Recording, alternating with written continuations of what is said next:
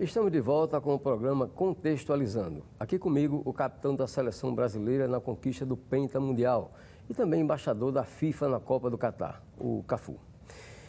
Cafu, ultimamente a gente tem, infelizmente, acompanhado vários casos de racismo no futebol. Isso foi muito comum na sua carreira? Flávio, o racismo não está só no futebol, né? Ele está no dia a dia. Isso nós combatemos isso diariamente.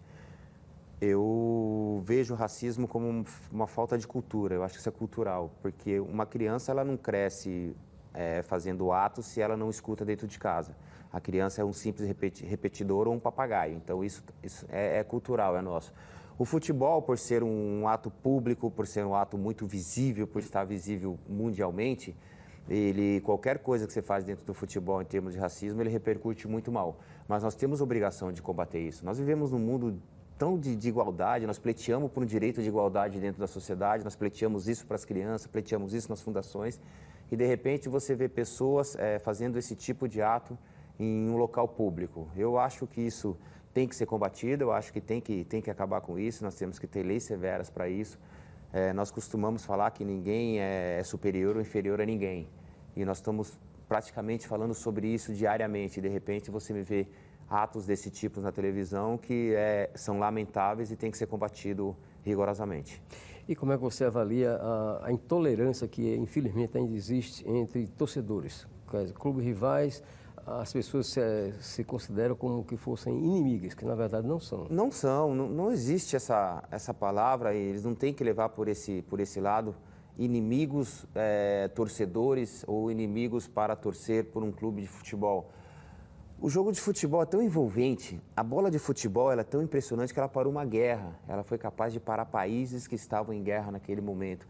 Ela tem uma força muito grande, mas nós dependemos dos torcedores também para que isso aconteça. O torcedor tem que se conscientizar que do outro lado existe pai de família, existe famílias, existe pessoas que estão indo no estádio com seus filhos para se divertirem. Como o outro time também, estão levando pessoas no estádio para se divertir, para passar um domingo diferente, para passar um sábado diferente, para passar uma quarta-feira diferente, para ver um jogo de futebol. Nós não podemos fazer hoje de um campo de futebol uma batalha. Nós não podemos fazer hoje do jogo de futebol um campo de batalha. Isso vem de dentro para fora e tem que ser de fora para dentro também. Nós, os jogadores, somos os primeiros a tentar levar um gesto e um ato de paz para fora dos estádios, jogando futebol, dando risada, tirando essa pressão que tem no futebol, tirando a ignorância que está levando para dentro do futebol. E os torcedores que vão para o estádio torcer, vão para o estádio vibrar para o seu time, que vai para o estádio gritar os nomes dos seus jogadores. Nós precisamos tanto de vocês, nós precisamos tanto dessa torcida, mas uma torcida, sabe, uma torcida plena, uma torcida repleta de paz, de amor, para que eles possam realmente passar dias diferentes dentro do estádio de futebol. Cafu, você fez parte de uma das gerações de ouro do futebol brasileiro. Como é que você compara a sua geração com a geração atual? Vencedora. A nossa geração se compara com uma geração vencedora. Nós conquistamos todos os títulos possíveis. Desde 94 a 2002, nós vivemos uma conquista muito grande em termos de Copa do Mundo, conquistas importantes. Essa geração é uma geração que pode conquistar muito ainda, tem plenas condições de ganhar essa Copa do Mundo. A Copa do Mundo já está aí, daqui a pouco começa a Copa do Mundo. Eu vejo uma geração muito boa. Mas a nossa geração é uma geração completamente diferente dessa. Na nossa geração, eu costumo falar que eu acho que nós tínhamos mais comprometimento com aquilo que nós queríamos, com aquilo que nós sabíamos que poderia fazer. Quando nós éramos convocados para a seleção brasileira, nós fazíamos festa porque nós estávamos indo defender as cores do nosso país, estávamos defendendo a nossa bandeira, a nossa pátria. Nós tínhamos orgulho de ir para a seleção brasileira, nós fazíamos questão de falar isso. Talvez falta um pouco só disso para que esses meninos possam ter a responsabilidade do que é jogar na seleção brasileira e defender um país com mais de 22 milhões de brasileiros. Naquele momento está o mundo inteiro e o Brasil inteiro olhando para eles. É uma geração boa, uma geração que tem um futuro brilhante, uma geração que pode conquistar muitos títulos, mas não se pode comparar uma geração vencedora com uma geração que tem condições de vencer ainda. Essa seleção brasileira atual, você considera ela favorita para ganhar a Copa do Mundo? Favoritíssima. A seleção brasileira atual é uma das favoritas a ganhar a Copa do Mundo. Hoje nós temos uma seleção brasileira que não depende exclusivamente de um único jogador. Até uns 10 anos atrás nós éramos dependentes de tudo aquilo que o Neymar fazia, porque foi o nosso último craque, dessa geração foi o nosso último ídolo, a nossa última referência. E, infelizmente, ele tinha uma carga muito grande em cima dele de ter a responsabilidade de fazer tudo sozinho dentro da seleção brasileira. Hoje, não. Hoje tem jogadores que podem dar esse suporte para o Neymar, são jogadores que estão à altura do Neymar, que têm condições de levar a seleção brasileira à conquista de título. Como é que você avalia a situação de um jogador que se reconhece com qualidades técnicas e eventualmente fica no banco de reservas? Normal, é inerente a nós. Nem todo mundo vai ter a possibilidade de jogar e nem todo jogador que é considerado tecnicamente melhor do que o outro, obrigatoriamente tem que jogar aquele jogo. Às vezes por uma questão tática, às vezes por uma questão técnica, às vezes de uma questão até psicológica, o treinador faz com que esse jogador não jogue. Mas é óbvio, se eu tenho um jogador que eu sei que esse jogador é diferencial e ele pode me resolver o jogo a qualquer momento, e se ele estiver bem, eu vou colocar ele para jogar. Dificilmente você vai ver um treinador deixar o seu maior craque, o seu maior ídolo, fora de campo, a não ser que ele tenha algum problema. Porém, tem determinados jogos que eu não preciso usar aquele jogador. Eu tenho que confiar nos jogadores que eu tenho. Se eu tenho um elenco que possa suprir a falta desse jogador, eu tenho que colocar para jogar. Então, não é porque tecnicamente eu sou melhor do que fulano ou melhor do que ciclano que eu sou obrigado a jogar. Não, porque taticamente, naquele jogo específico, eu vou ter que usar um outro tipo de posicionamento. Mas nem sempre o jogador que fica na reserva aceita.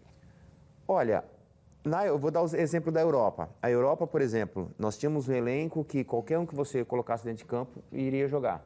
Então o treinador já falava, olha, hoje vai jogar fulano, domingo que vem vai jogar ciclano. Acabou, você já sabia que iria jogar. Mas não era porque você não ia jogar o jogo no domingo que você está mal taticamente, que você está mal tecnicamente. Até por uma questão de recuperar esses jogadores para que ele possa jogar a temporada toda. Aqui no Brasil, infelizmente, quando você coloca um jogador para descansar ou coloca ele no banco de reserva, a primeira coisa que fala, ó, o jogador está mal, o jogador não está bem, o jogador não está rendendo o suficiente. E às vezes é por uma questão tática, é para que você possa recuperar o jogador. É difícil até para o próprio jogador entender. Eu queria que o jogador entendesse isso. Às vezes quando o treinador... Você já viu o treinador te tirar quando você está jogando bem ou quando você sabe que você pode resolver o problema? Não. Ele te tira por uma questão de preservar, de descansar para o próximo jogo. E às vezes nós não aceitamos isso. Então nós temos que ser mais inteligentes e saber as decisões do treinador. O treinador está lá exatamente para isso, para que possa fazer a gestão do grupo, para deixar o grupo muito homogêneo, para que ele possa jogar o campeonato inteiro. Agora eu assisti a um jogo, uma final do Campeonato Paulista, o Santos foi até campeão, que o treinador pediu ao Paulo Henrique Ganso para sair. Ele novo, tinha 18 anos na época, e ele disse que não ia sair não, e não saiu. Olha, dificilmente na nossa época aconteceria isso. O Ganso, eu sou um fã de carteirinha do Ganso, até falei alguns anos atrás, depois de muitos anos nós seríamos um dos melhores meia-esquerda do futebol brasileiro, era o Ganso. Nós apostamos muito no Ganso naquela época. Inclusive, só lhe interrompendo, nesse jogo ele ele foi o melhor jogador em campo. Exatamente. O treinador iria substituí-lo, ele bateu no peito e falou, não, eu não vou sair porque eu estou bem.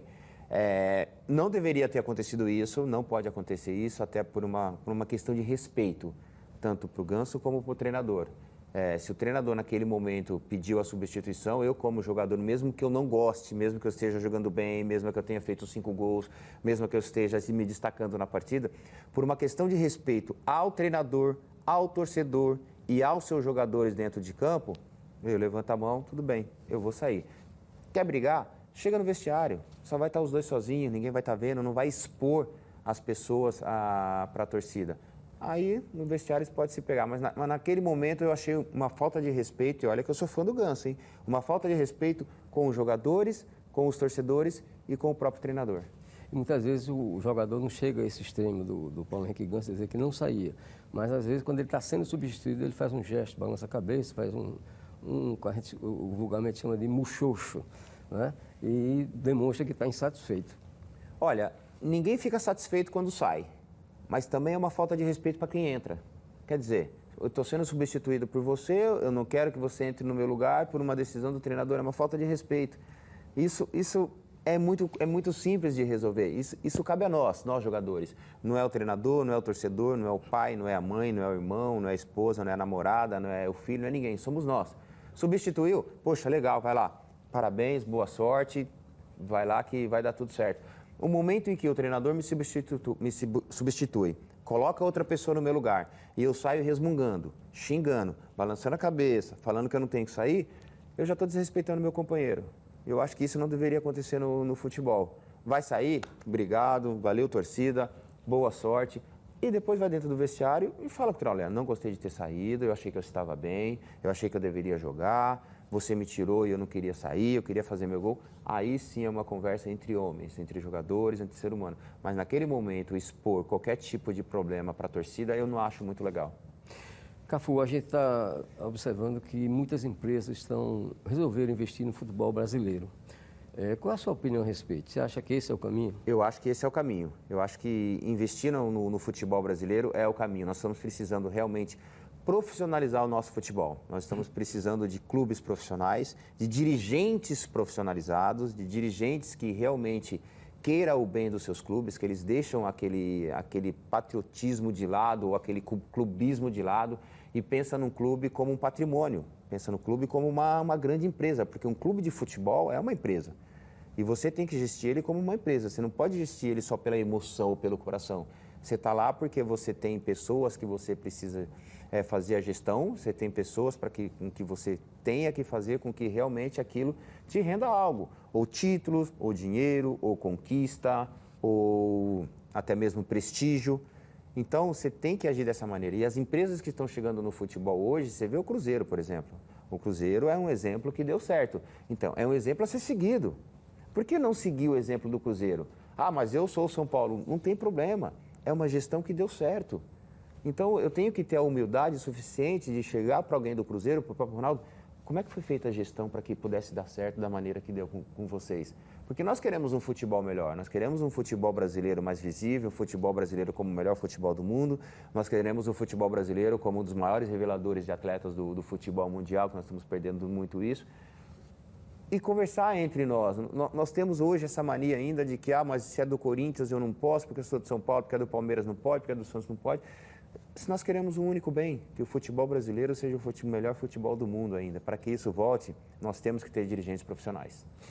Qual seria, na sua opinião, o melhor jogador do futebol brasileiro dos que estão atuando no Brasil atualmente? Dos que estão atuando no Brasil atualmente, tem dois jogadores que eu gosto muito. O Arrascaeta, para mim, está sendo um dos jogadores que vem se destacando muito. O Gomes do Palmeiras, para mim, é um zagueiro que poucos falam de zagueiro, mas depois que ele chegou no Palmeiras, ele conseguiu organizar muito bem a zaga do Palmeiras. O Calleri é um jogador que vem se destacando muito no São Paulo, que eu gosto muito dele também. São jogadores que hoje eu vejo como são um dos três que vem se destacando no futebol brasileiro. E dos brasileiros que atuam no exterior e eventualmente são convocados para a seleção, quais seriam os destaques? Sem contar o Neymar, que é um destaque absoluto, nós temos o Vinícius Júnior, que veio se destacando no Real Madrid, que fez uma Champions League exemplar, fez um campeonato espanhol sensacional. O Paquetá veio se destacando muito, muito, muito também. O próprio Rodrigo é um jogador que eu gosto muito dele, que todas as vezes que o treinador colocava o Rodrigo estava lá à disposição do treinador para que pudesse cumprir com a sua função. O Fred vem jogando muito bem também, a cada ano que passa o Fred vem crescendo gradativamente. Os outros são jogadores normais no modo de dizer, mas são jogadores que todo mundo já conhece, como o próprio Marquinhos, o Thiago Silva, o Neymar. São jogadores conhecidos por toda a mídia e por todos os brasileiros. O próprio Casimiro também é um jogador que se destaca muito, não só na seleção, mas também no Real Madrid. Bom, estamos chegando já estamos na segunda metade do ano de 2022 e a gente vê que tem muitos clubes que estão disputando várias competições ao mesmo tempo, ainda nessa reta final de temporada. E muitos reclamam por conta do calendário, que o calendário é muito apertado, ainda tem jogador que é convocado para as suas seleções, né, brasileiro ou do exterior. E aí, qual seria a sua opinião a sua sugestão a respeito do calendário? O que é que pode ser feito para um calendário no Brasil, calendário de futebol mais racional? Olha, a história do calendário e do número de jogos, nós estamos estudando isso há anos. E agora que eu faço parte dos stakeholders da FIFA, que é a comissão que estuda regulamentos, normas e regras para o futebol mundial. Uma das nossas pautas é exatamente um calendário unificado. Isso é quase que impossível acontecer, esse calendário unificado. Até porque tem países que param o campeonato no inverno, tem países que param o campeonato no verão. Então, dificilmente você consegue unificar esse calendário. O calendário sul-americano é esse que nós conhecemos, que nós temos a Copa do Brasil, nós temos a Copa Libertadores, nós temos a Supercopa, nós temos o Campeonato Brasileiro, nós temos a Libertadores, nós temos os campeonatos regionais. Só aí nós já falamos quase de 6 competições durante o ano, sem contar as viagens para a seleção brasileira, as viagens para a seleção dos seus países, sem contar as eliminatórias da Copa do Mundo, sem contar a Copa América. É uma sequência de jogos muito grande e muito apertado. E a cada ano que passa, está ficando mais desgastado ainda o calendário em relação ao futebol sul-americano. Existe uma possibilidade de fazer com que pelo menos o futebol sul-americano seja unificado? Estamos tentando, de repente, fazer isso. Nós podemos até estudar um pouco melhor essa possibilidade. Mas com o número de jogos que cresce, com o número de competições que cresce, dificilmente nós vamos ter um campeonato unificado. E os jogadores vão ter que, cada vez que passa, descansar mais e jogar mais ainda. Ok, nosso muito obrigado, Cafu, pela sua participação nesse programa Contextualizando. Você pode rever essa entrevista no YouTube da TV Pajuçara. O programa Contextualizando deste domingo termina aqui. Tenham um ótimo final de semana.